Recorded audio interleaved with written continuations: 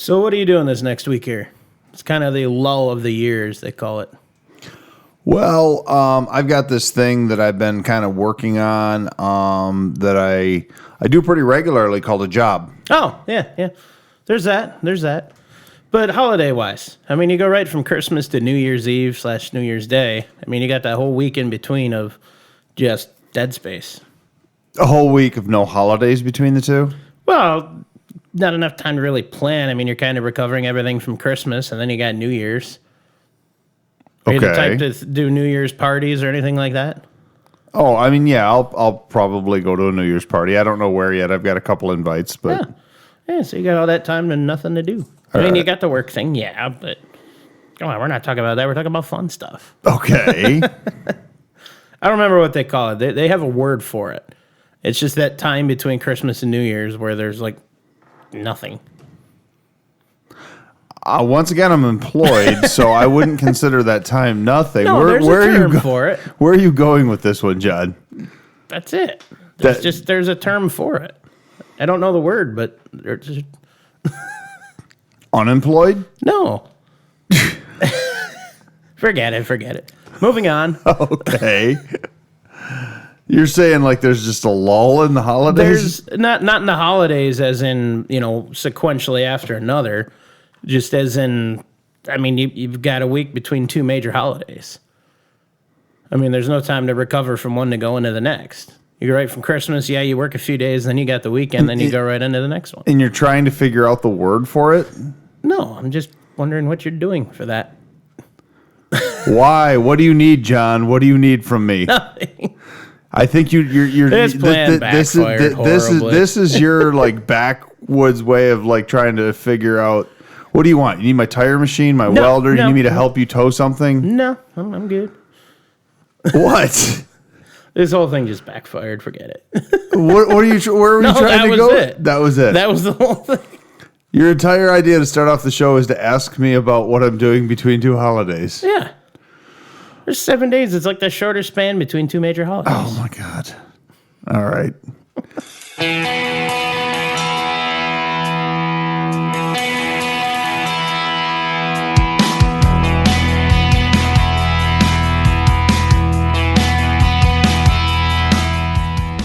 It's time to hit the trail, lock in those hubs, and throw it into low range.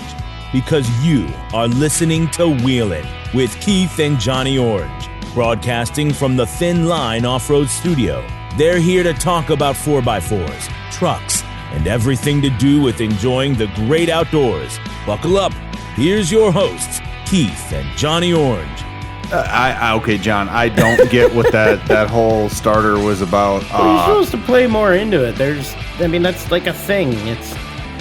I don't know any other way to explain. Do some research, and next week tell me what the word is that you're trying to figure out. No, it's not a word I'm trying to figure out. That's kind of a thing. Like, I can't explain it.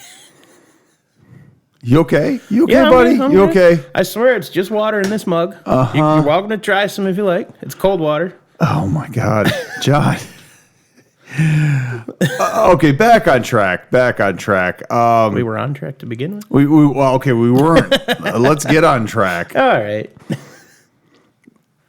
Did you see the video that I shared to the Museum of Off-Road Adventure Facebook page? I did. About the new off-road museum. I did. Did you watch the video? I did. What'd you think? I loved it.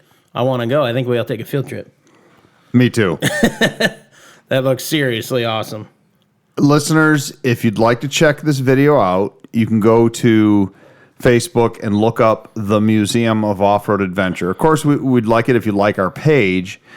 It's the museum that John and I and producer Andrew, who's back in studio, by the way. Yes, we're saved. Welcome back. The weirdness is gone. So, well, I'm here, so the weirdness this is the museum that we are all involved in. And we can still proudly say that we are the first all-inclusive off-road museum. We are the only all-inclusive off-road museum in North America. But another off-road museum has opened up, and it is quite impressive.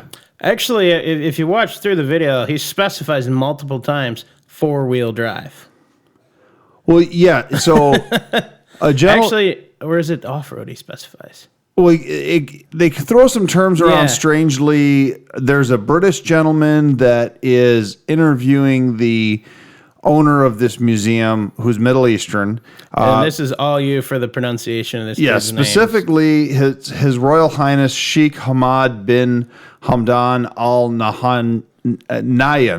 Okay. I think I got that right. Apologies, sir, if we got it wrong. Yeah, and it didn't explain, His Royal Highness, so he must be royalty of some sort, but built this beautiful off-road vehicle museum, and specifically, he is of the belief that only solid axle vehicles belong in the museum, although in the video, they did show there are some independent suspension vehicles. He's got some Subarus, he has some Mighty Might Jeeps, some things like that, but the majority of his collection, which is hundreds of vehicles, Yes. are all solid axle, And I love it. four-wheel drive I love it. vehicles.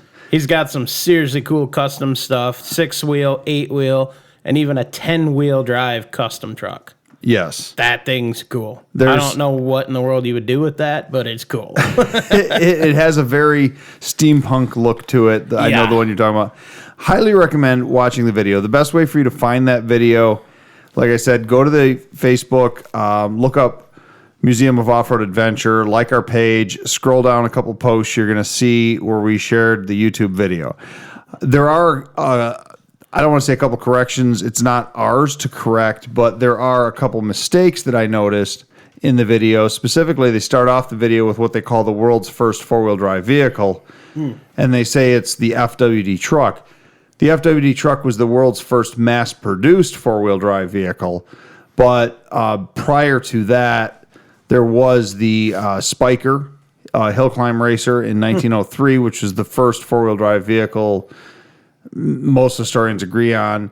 And then after that, there was the Lahner Porsche, which was the first publicly available a year later, four-wheel drive, also the first hybrid vehicle. It was actually one of our trivia questions at Wheels in the Woods last year. I don't remember it. Yeah, it was. That was a busy day, though. Yeah, it was a very busy day.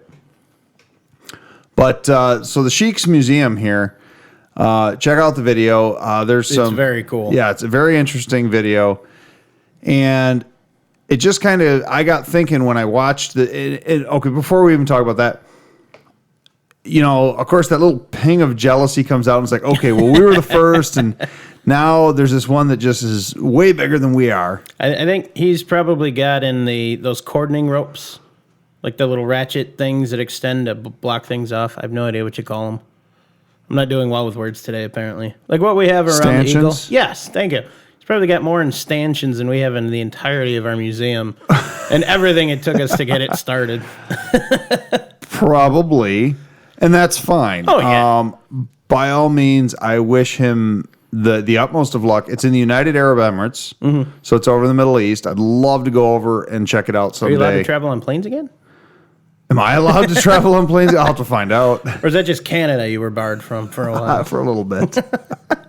Story for another day. Yeah. But awesome museum, and they just opened up.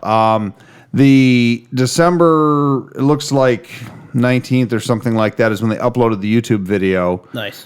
So just recently, and it was 4x Overland. So 4X Overland is the one who uploaded it to YouTube. He's the gentleman that interviewed the Sheik.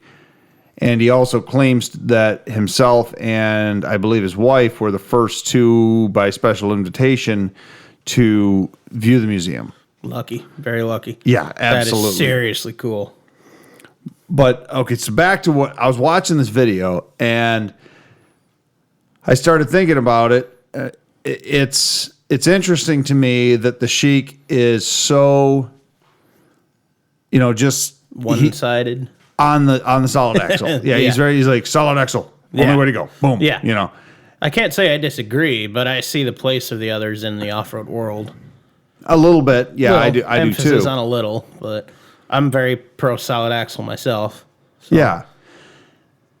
I got thinking in the video, interviewer, the British gentleman, keeps saying how a solid axle is better for ground clearance. And that's pretty much his only... He does say durability a little bit, but he doesn't really get into why a solid axle is the preferred mode of, or preferred by off-roaders. So I thought today it would be interesting if you and I talked a little bit about the whole solid axle versus IFS, the pros and cons of running a solid axle, if there is any cons. But before I forget, the 4X Overland YouTube page, he's trying to basically tell manufacturers, especially in North America, to bring the solid axle back. Oh, I support that 100%. And he's using the hashtags, hashtag only front solid axle and hashtag front solid axle and hashtag solid front axle. All three of those hashtags, and we'll try to share those in the show notes as well. He's saying that anytime you go off-roading in a solid axle vehicle, use those hashtags, and he wants people to be able to go to the manufacturers eventually and say, look, here's how many enthusiasts want the solid axle, especially the hashtag only front solid axle. And he's hoping that we can get, say, like General Motors, who's almost abandoned the front solid axle, and other ones to give us more options. I fully support that. Along with, like he said in the video, bring the 70 series Land Cruiser, which is still a solid axle diesel SUV, body on frame construction. Yeah. Bring it to North America. Was that one of the ones that's still being made, isn't it? It's still being made for pretty much every other market except North America. Which is stupid. Yeah. And it was when the Land Cruiser split off from, if you look at that Land Cruiser tree you and I talked about before, and when we do a Land Cruiser specific episode, we can bring that up again or even share it. When we got away from the 40 series Land Cruiser, it kind of split off into the luxury side, where they started with the 55 Iron Pig, and they started with kind of the cushy SUVs, and then off to the 70 side, which stayed the very truck-like utilitarian Land Cruisers. And the 70 series is still made today with, it's been updated a little bit, but it really hasn't changed much since its introduction 40-something years ago. And it's still probably one of the best-selling Land Cruisers in the world. We don't get it in North America. And like I said, it's solid axle with a diesel engine and a manual transmission. And was that the one that he said in the video, I have a special one to show you? Yeah, the white one. Yeah, that was cool. Pretty cool vehicle, isn't it? I like that. Yeah, that's a 70 series Troopy, where it's got the extended body, and you can put like a whole crew of people in the back of it. It's got like the ambulance style doors in the back, and great like overlanding vehicle right there, like right out of the package. Did you see the Cummins truck for overlanding he had in there? With the two spare tires. That was cool. There's some weird stuff in that video as well. Some very weird stuff. I don't want to... I'm not going to kind of talk about it gives away half the details. Should I mention it? I'll mention it. Yeah, mention it. So what they did, they took a Chevy, a Dodge Cummins 2500. And the guy said when he's going on these long overlanding trips, he likes to have two spare tires. So you're in a truck, you have limited space. Where do you put it? So they basically took a bed from another truck, turned it upside down, mounted it to the bed of that truck, and then fabbed up two mounts for spare tires on either side, and the top opened, and he said it's like a little patio. On the top, yeah. Yeah, and you can sit down for your tea or, to have a couple drinks or something. Whatever. It's awesome. Hey, whatever floats your boat. I love the idea. That's awesome. It looks kind of goofy. It looks a little redneck engineered, but yeah. It's like something I would do. Okay. I love it. So, what is a solid axle? If you're listening to this show, I can almost guarantee you know what a solid axle is. So, just brushing over it very quickly, a solid axle, as we've mentioned before, is a solid beam of an axle that connects one wheel to the other wheel, and you can have a solid axle in the front or the rear. Now, or both. Most trucks today, well, pretty much all trucks today still have a solid rear axle. Many, well, not that many. Actually, cars, the solid rear axle is pretty much going away too. Most cars are IRS, independent rear suspension. Cars were solid axle as well for many, many years in the rear. The big ones. The big ones. But, Yeah. but your serious off-road vehicles were all solid front axle until the 1970s, when manufacturers started to put independent front suspension in the vehicles and get rid of the solid axle. So you don't have this solid beam in the front anymore.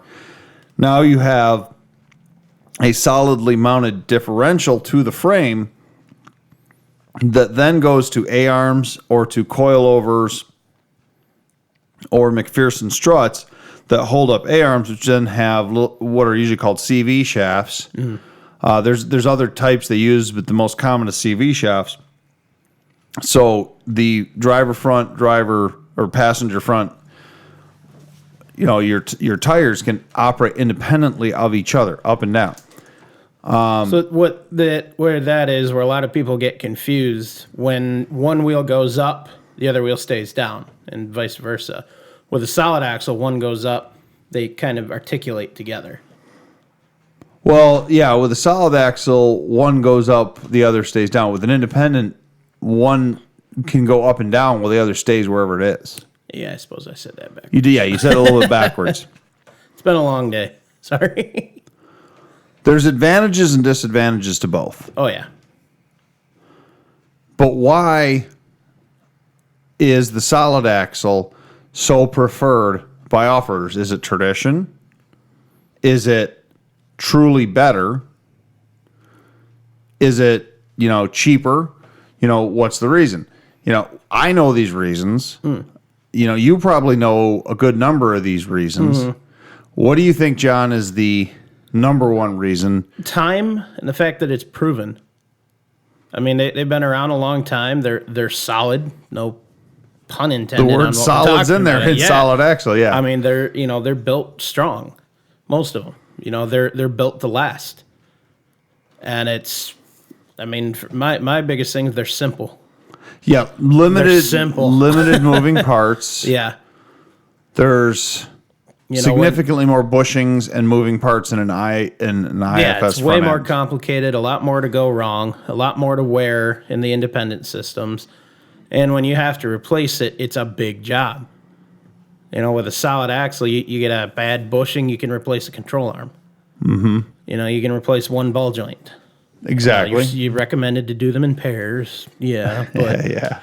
Yeah, you can replace by component. You don't have to replace half the assembly, and you don't have to tear half the thing apart to do it. That's what I hate. I'm spending so much time working on some things that I don't want anymore. Yeah. Well, No. so the reason, I guess, backing up to why manufacturers started going to IFS, there's a number of people over the years that have made the claim that it was cheaper for manufacturers to do that, which is not necessarily the truth. No, if it were me answering that question, it comes down to ride comfort. You're translating a lot less noise and vibration into the cab because like you said, you've got multiple bushings that absorb most of that, and it just makes for better on-road ride quality. There's a little bit of that, although I think a lot of people would argue with you that a coil spring solid axle front vehicle rides significantly better than many, say, torsion bar, say GM style. Yeah, I would agree with front that. end. For example, my old Chevy Silverado 3500 with the plow package torsion bars had 4 inches of articulation. It rode like a dump truck in the front. Oh, yeah, it's built to handle a plow, man. Well, yeah, but it was still independent front suspension, and it just had no True, flex. yeah. It was a very stiff setup. The main reasons that manufacturers started going to IFS was for 2 reasons. It weighed less than a solid axle, and they could lower the front of the vehicle, both of which in the late 1970s during the fuel crisis days returned better fuel mileage. All right, yeah, that makes sense. It's amazing how much is derived from that time. Yes. That's still in use or in play today with that. I know we've discussed different things of that before in the Jeeps. I never would have even considered that.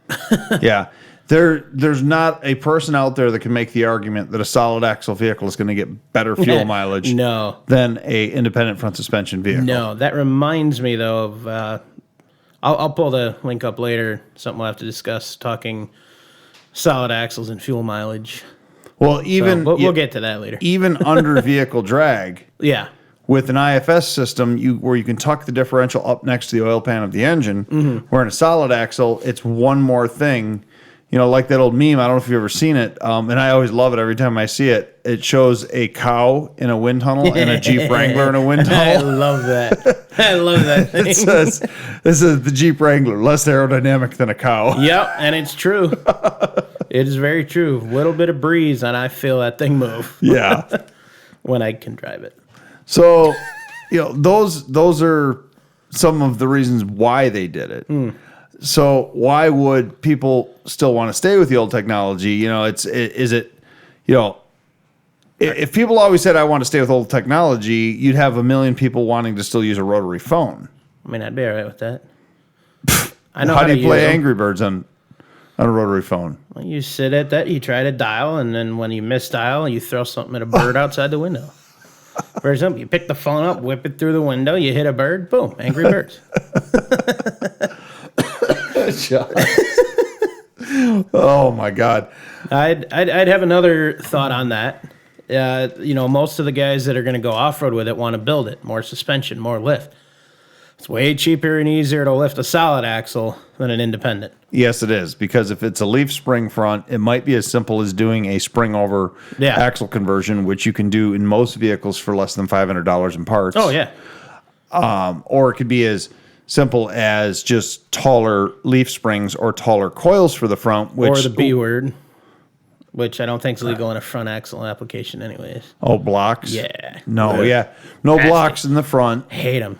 But it's a way that you can lift this vehicle fairly cheaply. We're in an IFS. And not have to change every single thing about what you're doing. Yeah, in an IFS vehicle, if you're going to lift it more than, say, 2 inches, you're now looking at lowering the solidly mounted front differential. Yep, or aftermarket axle shafts. Or aftermarket axle shafts. Again, you're talking expensive.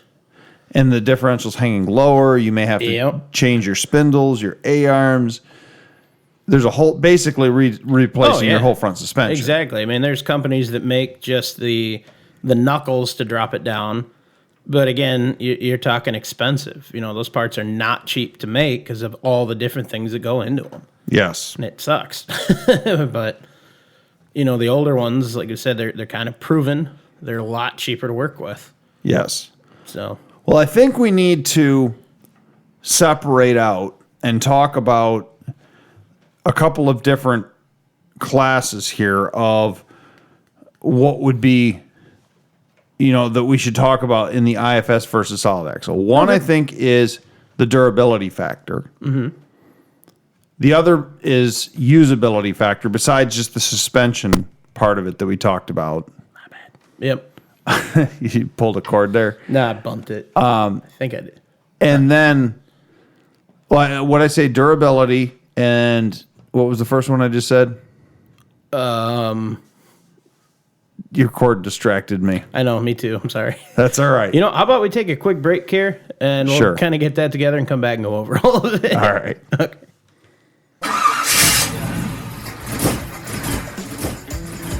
Hey, it sounds like it's time to swap out that old engine for something better, John.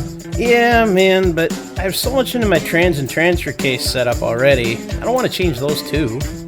Sounds like you need to call Quick Draw Brand Adapters. They specialize in conversion bell housings for nearly all diesel and gasoline engines, including the new 2.8R Cummins. I like weird engines, though. I want something different. Then you definitely need to visit QuickDrawBrand.com today. They have those hard-to-find parts. They also have used diesel engines available. You can call them at 513-446-9654. Cool, I'll do that. See what they have. Thanks.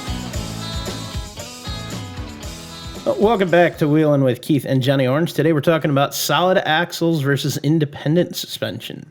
Yeah, and those three categories before we stumbled a little bit to a technical error. My bad. We need to talk about the durability factor, the serviceability factor, and the off-road capability factor. Yes. Of the three. Which one of those three you want to talk about first? Let's go serviceability. Serviceability. It's pretty simple. Yeah, get the technical stuff out the way. IFS. My favorite part. Both IFS and solid axles, for the most part, can be serviced with your regular garage hand tools. Yeah. Alignments are a little more difficult with an independent. That's exactly what I was just going to say. Yeah. So, your alignments are a little bit more difficult. Yeah. At least a garage alignment. You're probably not going to be doing it with a tape measure and some chalk. No. What you can do, a solid axle, especially a trail-only rig. Oh, yeah. Quite often you can do your toe in, your toe out, which is the only part. That's one of the things. You don't do your caster and camber. A lot of vehicles that's fixed on anyways, or non-adjustable. Yes. And I don't remember the ratio, but after a certain ratio, it starts to be with a wider tire.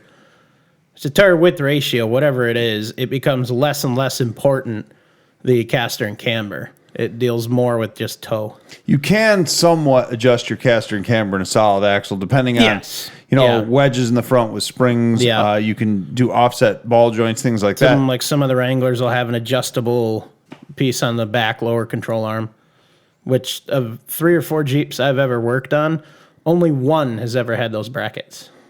I've never had a single other one that's had the adjustable brackets on it. I've seen them. Yeah. At my last job, I ordered them for customer vehicles, but I've never owned one that had it. They've been taken off and discarded or whatever? No, they were off factory, as was. They never had them. That black Jeep I parted out is the only one I've ever seen that had them. Oh, okay. None of the 3 Jeeps I've owned and the one I parted out had them. It was the weirdest thing. Okay. So I thought it was a factory thing, but apparently not. Yeah. Anyways. The ring and pinion serviceability in both is going to be the same specific tools, bearing pullers, things like that. So the advantage to the solid axle, it's a little easier to pull the whole thing if you need to adjust that than it is a independent. Yes. If you had to remove it or wanted to do it on a bench versus crawling under it all the time. Well, let's talk about serviceability from an off-road standpoint. So you're off-roading and you bust an axle shaft, which is the most common thing that people do in an axle. Most common axle failure is breaking an axle shaft. I've done both in both types of vehicles, IFS and in solid axles.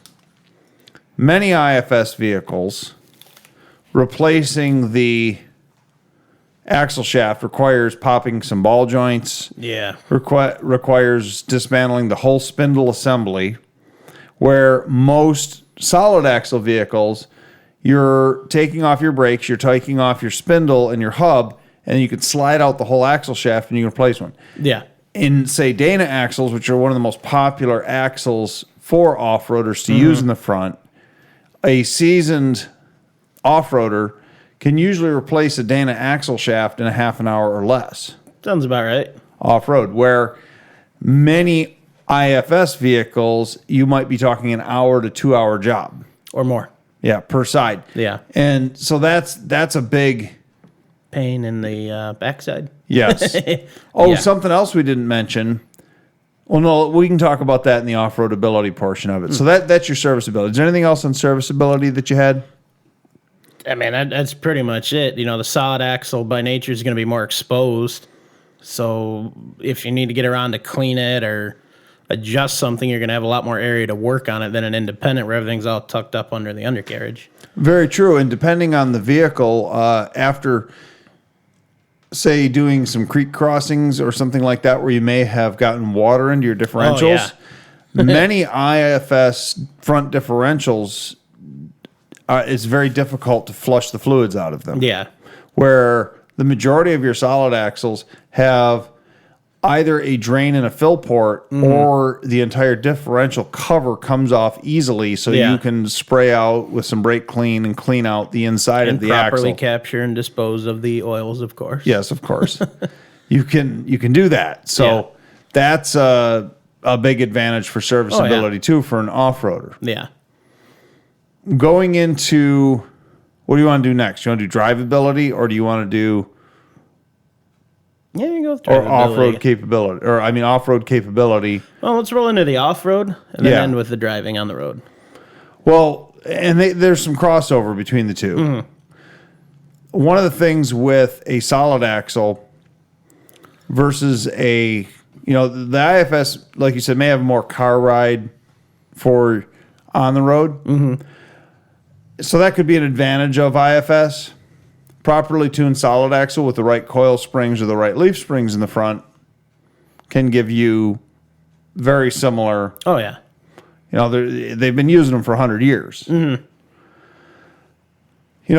Like they said in that video that we talked about earlier, when you're off-road with a solid axle, instead of having this, like with the IFS, where you have this solid mount differential chunk in the front that acts as a plow. I remember like my old 93 Jimmy, when it had IFS and I eventually went to a solid axle, it would be plowing all the mud or snow that I was going through right up into that front differential assembly. Yeah. Where in a solid axle, you go over an obstacle and it pushes your whole suspension away from that obstacle, and your ground clearance for the most part increases. Mm-hmm. That's that's a big advantage there. Yeah. The other nice thing, you can actually gain more ground clearance. I don't know how familiar you are with the portal boxes. Oh, geez, those are cool. They are becoming more and more popular as of late. And so what a portal is, it essentially adds another gear reduction, and it drops the mount. Kind of weird to explain it without demoing, but basically it requires you run a larger wheel, but it can increase your ground clearance, was like 5-6 inches with some of those kits. Depending on the system, 5 to 8 inches. Yeah, and your suspension stays the same. I mean, like I said, you got to get bigger wheels, but you end up with a significant amount of ground clearance. And again, changing your overall effective ratio with that thing. But they're very expensive. Yeah, so if you're going to go with portals, you're either going to be talking swapping into your rig. The most popular is Unimog. Yeah. They have portal axles. I think Mopar actually has a factory kit for that too. It's probably sold through Axle Tech or something like that now. I'm curious to look. I thought go ahead, look at it. Yeah, I thought it was a Mopar option. But yeah, some of your foreign military options, your Unimog, your Pinzgauer, I'm trying to remember what the third one would be. But there was some German options that had these portal axles. Yeah. For the American side of things, our Humvees, which are IFS and RIRS, use a portal box at each wheel to tuck your independent suspension up even further, and that's why the Humvees have the best ground clearance of any independent suspension vehicle. All right, so here's real quick. This is an article from 2012 from Four Wheeler Magazine. Yeah, let me scroll down here. I'm just going to read this part of it.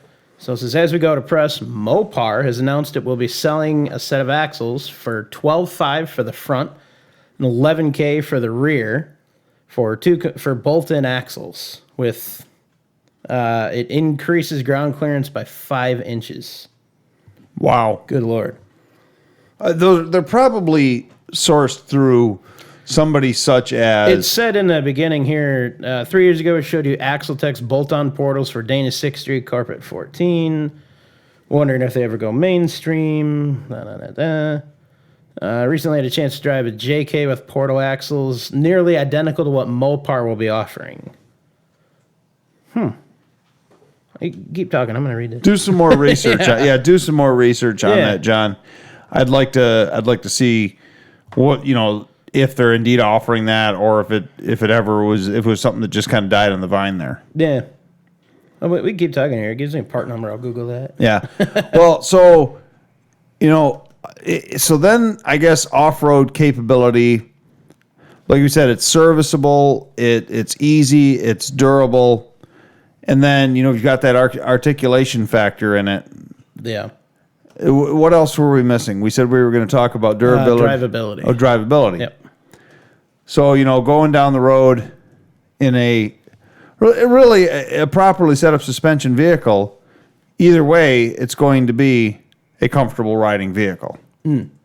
But your fuel mileage is going to be worse than, in a solid axle vehicle typically. I mean, it doesn't have to be terrible. You were just telling me that the new Wrangler with a solid axle has got an eco diesel. Okay. Yeah, it's the 2020 Wrangler, and it becomes America's most efficient Wrangler at 29 miles to the gallon. I don't know if that specifies if it's the 2-door or the 4-door would be the only thing.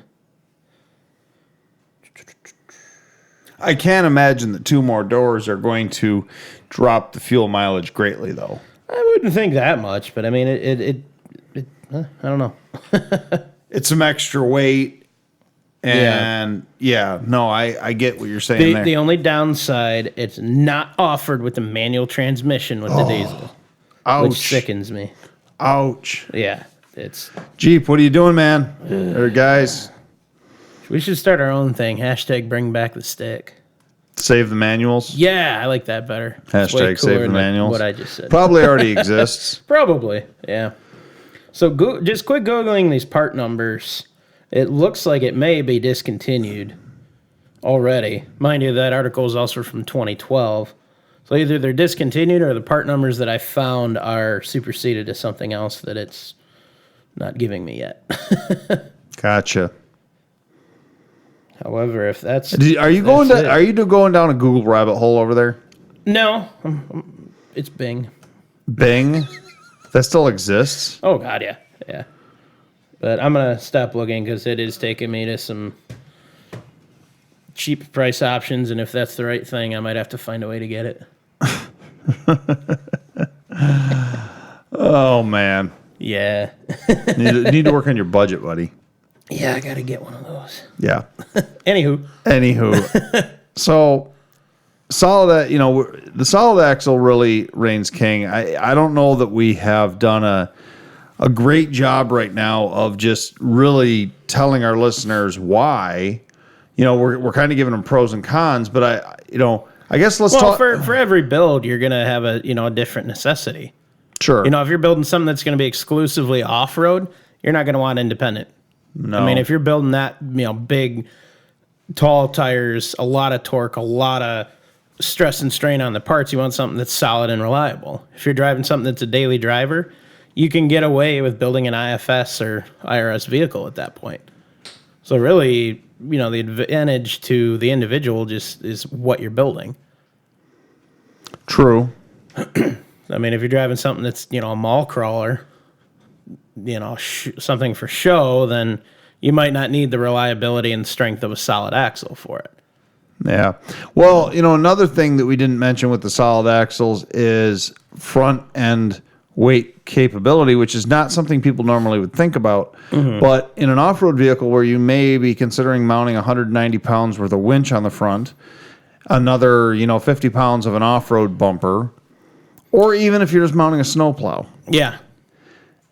All of those things put a lot of strain on an IFS vehicle and messes up your alignment. Yeah. Where on a solid axle vehicle, you might lower the front due to the weight a little bit, but your alignment stays the same. Yeah. So you don't really mess up your alignment on a solid axle vehicle. Which translates to better handling, more consistent steering, when you're driving at faster speeds. Yes. Obviously a good thing. You don't want to be just randomly rolling into the guy next to you. Yes. Oh, and something else, this seems to be a minor thing, but tire wear on an IFS versus a solid axle vehicle. A properly set up solid axle vehicle, the front tires will wear very, very evenly. Yeah. Where an IFS vehicle, especially in a pickup truck capacity where you're constantly changing the load in the back of it, it's like say you actually use your truck. Mm-hmm. For example, my mom's family of company, formerly my dad's just passed away, but my mom's family of companies, they use a bunch of trucks, work trucks, where they constantly are varying the loads in the back of these trucks from, being completely unloaded and all the way to maybe, 5,000 pounds in the back. Yeah. And what happens is the tires wear out on the inside and outside edges because when the vehicle's loaded heavy in the rear, now the tops of the tires are, basically pointed outwards. Yeah. Your camber's outwards, and then as the vehicle unloads, the camber's inward, and now you're wearing on the other side of the tire. They're solid axle. They have a Ford truck that has a solid axle. Mm-hmm. They have a heavy-duty Dodge with a solid axle. They don't have those tire wear problems that their independent suspension GM and light-duty Dodges have. Yeah. So that's something to consider as well. Oh, yeah. But I remember I used to be I don't know, for whatever reason, I thought IFS was the way of the future. Mm-hmm. Now, I remember as a young man, late 90s, early 2000s, starting to get into wheeling. And I remember getting into very heated arguments with some of my wheeling buddies about thinking IFS could be the way. And I think with the proper money and technology put into it, it could be. Sure. In many ways. But, one of the attestments that I think about here is how many kits are on the market to remove the IFS from a vehicle and put a solid axle in it? But how many kits are on the market to remove the solid axle from a vehicle and put IFS in it? I'm not aware of a single one. Boom. That should tell you something right there. Yeah. That should tell you something right there. And this episode's not about what are the best front solid axles. We've talked about that back in episode 8, the 8-lug axle options. If you remember that episode. Oh, yeah. You can think back that far? Yeah. Remember it. Episode 8, we talked 8-lug axles, Dana 60s. Oh, okay. 44s. All right. Let's take a quick break, John, and then I think when we come back, we maybe have some 4x4 news. Yeah, I got a little bit. Sure. So, all right. See you in a bit. Have you heard the good news? Now there's a local paper that people just can't seem to get enough of. It's the Thumbprint News. The Thumbprint News is free and full of interesting stories that focus on what's important in our lives. Stories that touch on this area's rich history, unique places, and the diverse cultures and people. You'll be in the know when you read the Thumbprint News. Go to thumbprintnews.com and read the paper online for free today.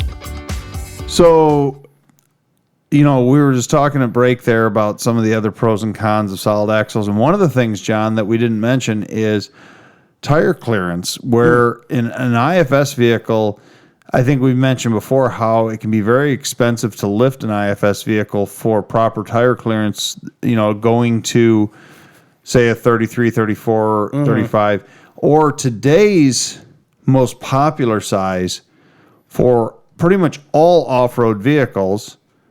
And the same thing, this is episode 37, is the 37-inch tire. Nice. My 33s are a thing of the past. Well, and I had what you're telling me? I had I'm thought old and about outdated? Yeah, a little bit. I thought that maybe we should do like a 37-inch tire guide or something, but the reality is it's not. The tire guide episodes are cool, but it's more general information though, because there's so much personal preference that goes into that and what you're doing. And the tread patterns are the same across the board. Doesn't matter the size, whether it's 35 or a 40. Yeah. But the 37 is the new 35, or even the new 33, because in the 90s, the 33 was the go-to big off-road tire. I still like my 33s. I don't care what you tell me. I don't care. And then the 35 started to become king for a while. Yeah. Now and then the 37 kind of now became the off-road tire of choice for people who still daily drive their rigs, and then the 40 is the trail-only rig tire. So, can you imagine the day when a 54 is the new 33? Oh, my God. It'll be great. That'll be cool, but that'll be some expensive rubber. It will be. Woo. It will be. I took a picture once. We were down, my dad and I heading home from Florida, and we stopped into a four-wheel parts store, like an actual brick-and-mortar store. Yeah. Because I just wanted to go. And I'd love to go. It was cool. They had a 54-inch tire standing there. And I had my dad stand next to it, took a picture, sent it to my mom, said, "Hey, look, I got new tires for the Jeep." Nice. She thought I was serious. She was not happy. She told them they were for her Jeep, because your mom's like 3.5 feet tall? She didn't have one yet. Oh. So I was the only one at that time with Jeeps. Okay. So, yeah, that actually, I think, predates Pegasus. There you go. I don't remember what year that was. I'll have to look that up. Well, so yeah, let's do a 37-inch tire, which is about the most popular thing right now. Solid axle vehicle, most solid axle vehicles, you can fit a 37-inch tire with maybe a 4 or 5-inch lift, which is a pretty reasonable cost lift kit to buy. And relatively little or no fender trimming, too. True.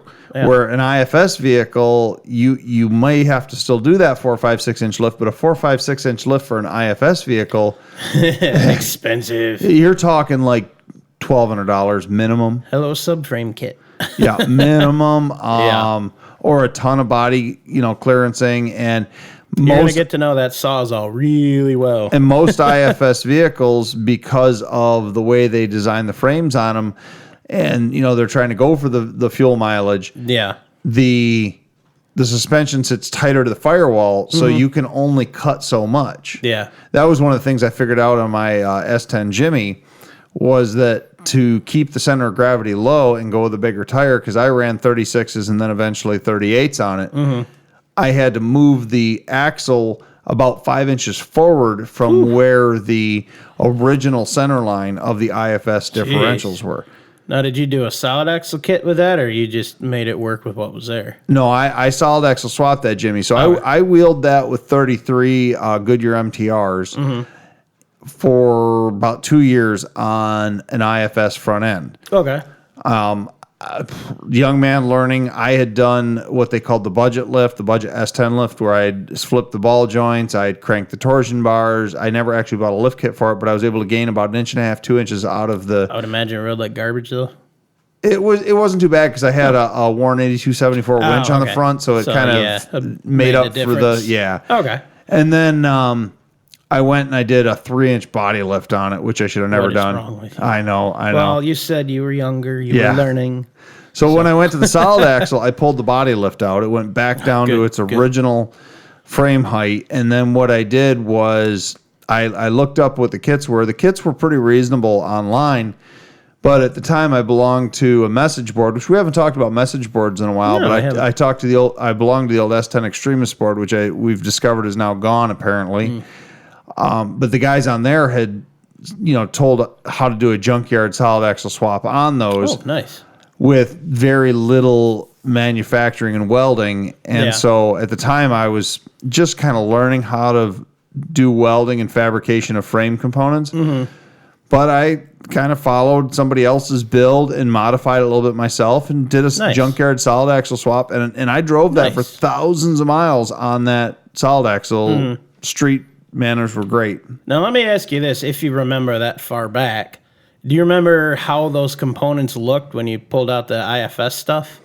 As far as, all the bushings blown out or overstretched or anything, or did they look relative? I'm just curious, wheeling that long on bigger tires from... Oh, I see. No, I do remember, and that was the reason I started the solid axle swap, and I was kind of talked into it because I was wheeling with our mutual buddy Lucas, and he had, of course, Jeeps, which were all solid axle. Yeah. And he was like... He was smart. Yeah, and he was like, solid axle, solid axle, solid axle. And so I had taken the Jimmy on my honeymoon when I was married, and we had driven it up into Maine and all over the place on IFS with the 33s. Nice. And I'd already done the manual swap. It had the MV 4500 5-speed in it and everything. Nice. By the time we got back, my front end wobble and vibration, and I didn't really have death wobble, but I had front end issues, was so bad. And I got the thing into the garage, and at the time it had, I want to say the Jimmy had maybe around 160,000 miles on it. Okay. And I got up there and I started realizing that it needed A-arm bushings, it needed ball joints, it needed tie rod ends, it basically needed every replaceable component for it. It even needed maybe one CV shaft. Jeez. So I went and I added up all the parts to it, and by the time I would have bought good quality, say Moog or Spicer parts, not just real cheapy box store stuff, but it bought quality parts, I was going to be looking at about $900 for everything to rebuild the front end. And I started doing the math. I said, well, I can go to the junkyard and I can get a solid axle. At the time, once again, young man, not really understanding a lot of stuff about off-road, I bought a YJ Dana 30, which is like the worst Dana 30 ever because the vacuum disconnect and all that. Much. Yeah. But it was high pinion and all that. Yeah. And that's what a lot of guys on that S10 Extremes board were running, was the YJ Dana 30. I mean, it's a start. So I bought a YJ Dana 30 for like $150 Nice. and brought it back and started my solid axle swap. Now, this is where I lucked out. Because it was like I said, I had built the spring components, the hangers, all that, had welded all that together myself. I was in it with the steel that I'd bought because I didn't have enough scrap steel to make it work, so I had to actually buy some pieces of steel. I was in the thing for maybe $200 or $300 when I stumbled upon a 1978 Ford truck with Dana 60s front and rear for, I don't know, $300 or $400, something cheap. First Dana 60 I ever owned, bought that whole truck, ripped the axles out of it. The rear went into Lucas's Jeep, the front went into my Jimmy. Nice. And so I ended up never running it on the Dana 30 that I only had kind of mocked in there. It must have been not long before I met you, because I remember that Jimmy. That's when you had the 38.5-inch TSLs on, wasn't it? Yeah. Yes. Its rear springs live on in Project XJ. You've mentioned that on this podcast a couple times. I'm proud of that. I took and I swapped the Dana 60 in it, and then I put a Dana 70 in the rear of it, and wheeled the wheel out of that thing for probably 5 years. It was a great setup. And I had, now granted, I stumbled upon the Holy Grail Dana 60, the 78, 79 Kingpin F. Nice. Normally it's $1,000 axle. Yeah. But after rebuilding that axle and doing all the swap, I'm not going to count the gears and locker because I that was an upgrade. But before I did the gears and lockers, I went to 513s in a Detroit in the front. But before I did that, I had less money that it would have cost me to do a rebuild of my IFS. Oh, I believe it. Front. So I fully believe it. Now, I'm curious with that, is I've seen some of these solid axle swap kits. What does it do with the lower cross member? Do you just cut the mount components out and leave it there to still support the engine and all that? Or is there like in the junkyard version, how would you do that? Well, it depends completely on the original engine or the original vehicle design. Some of the vehicles, you can just torch out the cross member and it doesn't do anything. Yeah. And that's in the case of the S10. Okay. You can, once you make the new front cross member that mounts your springs, that does the cross, and most of the GM ones are like that. You make this kind of front spring hanger to mount both front leaf springs if you're going with leaf springs. Yeah. And now you can just torch out the other cross member underneath the engine. It works. I like it. Other ones, some of the Toyotas and some of the other Nissan swaps, you have to basically make a new engine cradle mount or side motor mounts. Yeah. You have to change your motor mounts up. So it's a little off topic, I know. I'm just purely curious on that. Yeah. It's a little bit more involved than just a simple swap in some cases. Yeah. So, but, just by definition of what you're saying, you had less into doing all of that than it would have been to rebuild that front end as a stock setup. Yeah. The thing is, though, with the solid axle swap, you're going to have a lot of money if you ask a shop to do it for you. Oh, yeah. So this is something where you have to be willing to get a little greasy, a little dirty, and you need to learn a little bit. And maybe own some torches or at least a Metabo and a grinder. Yep, I've worked for years with that. I only got a torch set even a couple years ago, and it completely changed everything I do. I did not have a plasma back then. I did it with a torch and a grinder. And I have a plasma. I don't have what I need to use it yet, but I'm still using just regular angle grinder, bench grinder, and a torch. Yeah. And, we did that in the tool episode. You can do a lot with very little. You can. It just takes more time. You can. But you learn skills with that translate to a lot more, too. It's when I first started grinding, I couldn't cut a straight line to save my life. Now I can. Well, hey, It sounds stupid, but, you mark it, you try and cut along it, you can't always see the edge, you're going to kind of get a little wavy, and I can cut a pretty decent straight line, so I'm happy with that. Yeah. No, that's good. That's good. Yeah. Well, John, to finish this thing up, I know we're kind of running long on time, but 4x4 news, which we usually kind of do towards the middle of the episode, we kind of push back. We did talk about Wrangler announcing the 29 mile per gallon Wrangler. Personal 4x4 news. Do you got anything quickly without talking about antennas or bar pin eliminators? Yes. So I got Pegasus back together with the new clutch. Clutch is great. Noise is still there. So I have to rip it all apart again and rip the trans apart. Yeah, you got to find those other walnuts. Yep. And if I get too upset with it, it's going to see the other side of a hammer. I hope not. The trans? Yes. Or the whole Jeep? Possibly both. Oh, okay. I'm very upset about it. Okay. Very angry with it. And then I did some work on Project XJ today. So I got the first layer of the rust conversion paint done. So that is drying right now. We've had a little warm weather spurt, so I wanted to get that done. Mm-hmm. So I can get some more of the floor fabrication done and start actually making some more progress on it. It's been stagnant for a little too long. So, Yeah, no, I know. and the that's feeling. about it. Okay.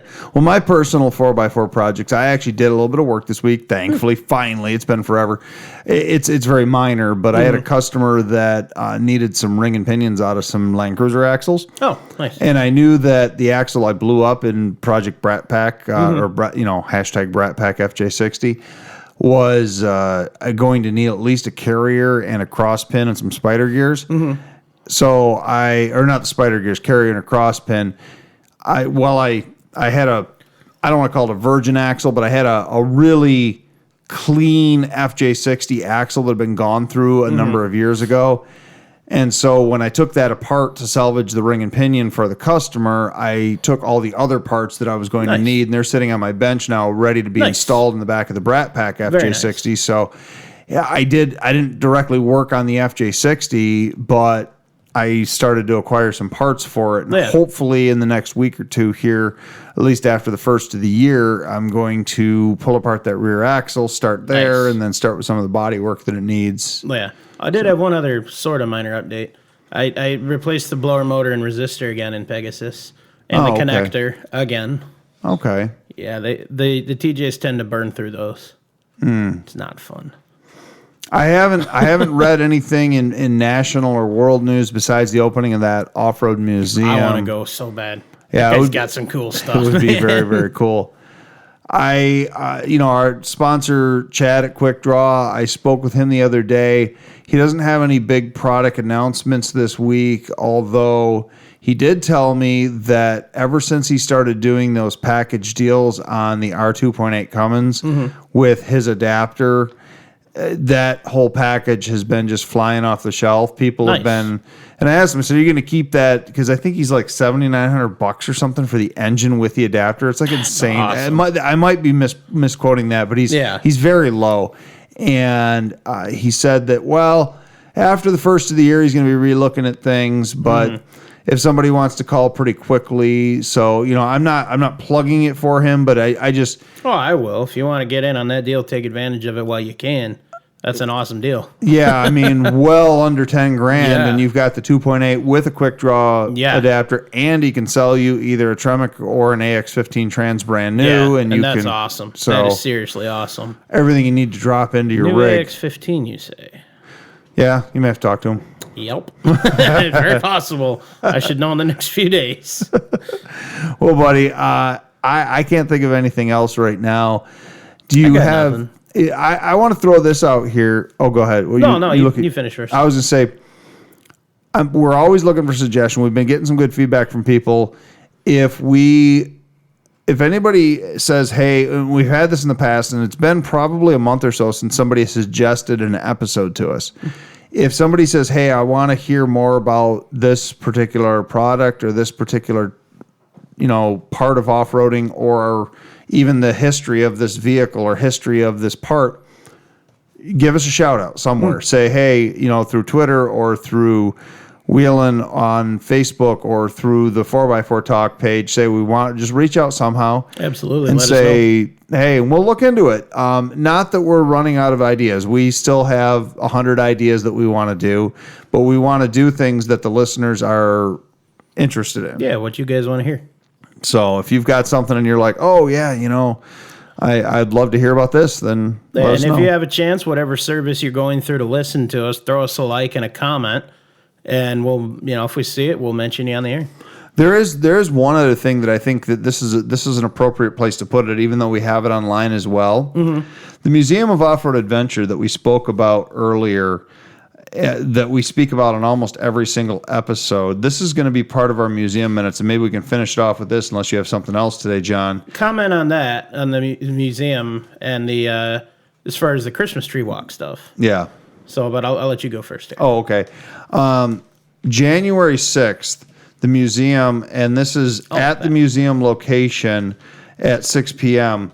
The museum has its annual board meeting that is open to the public, and we are going to be discussing a few different issues, one being a potential treasurer position opening up here. But January 6th, it is open to the public at the museum location in Clay Township, Michigan at 6 p.m. at January 6th, 2020. So if anybody's interested in attending that public meeting, we have put public announcement through our social media pages, but you can also listen to us on Wheelin' and say, hey, I'm going to go to the museum. Yeah. But John, you said you had something else about the museum? So you and I was down there for one day during one of the last few the Christmas tree walk events. Yes. Or Christmas tree walk days. And I that evening, it was over 470 people that came out there, and I'd say most of them came back and checked the museum out. Absolutely loved it. Yeah. Which was awesome. I don't know what feedback you've heard from anybody out there. The only negative thing we heard was the vehicles are a little dirty. It's an off-road museum. Yeah, that's what they're for. They're not dirty because they're dusty. They're dirty because we got Ed's sandrail. It's covered in mud. And I had more comments that people loved that. Oh, okay. They see it's real, it's used, and that's one in particular. There's an older gentleman there looking at, it was actually my grandpa's Commando. Mm-hmm. He's talking to him about it, and he goes, yeah, this reminds me of the old farm Jeep. I love it. That's what it was. I loved it. Yeah, to date, we've had over 3,400 people go through the Christmas walk. And unlike last year where the museum was pretty much unknown because we had opened during the Christmas walk, that was our grand opening, majority of people are going through it now. Yeah. And so I would say that, probably close to at least 3,000 people have gone through the museum during the Christmas walk event, which is awesome. Yeah. We're getting lots of people signing up their emails, for newsletters. Yeah, and I'll say this. There's a couple pictures we've both been posting. Well, I only posted the one picture on the Mora page. And I apologize. I don't remember your guy's name. I know I talked to you about this show, so if you're listening, hello. Thank you for coming out again. Is that the family in front of the sandrail? Cool. Yeah, we got a picture, some kids sitting in the sandrail taking pictures. They absolutely loved it. All the kids took a turn sitting there playing with the steering wheel. Yeah. It was really cool. I'm glad you guys came out and enjoyed it. Yeah, absolutely. Well, John, man, I got nothing else tonight except for going over to our End of the Trail episode. Do you got anything else? No, I'm thirsty, so I'm okay with that. You do what you need to do. Thanks for listening, and have a good one, everybody.